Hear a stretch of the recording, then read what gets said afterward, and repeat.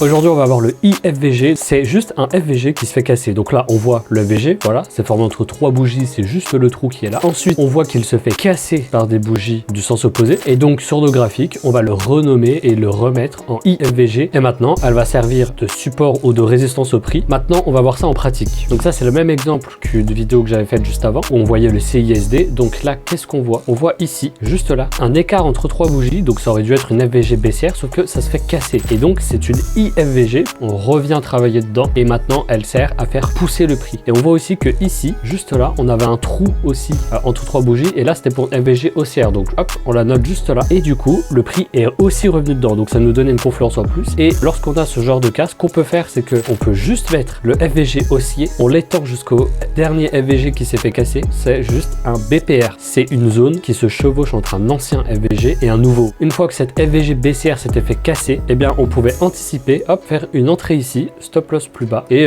prendre un TP plus haut, je sais pas, voilà par exemple. Et là on voit que ça aurait été un trade, voilà, qui aurait pu passer.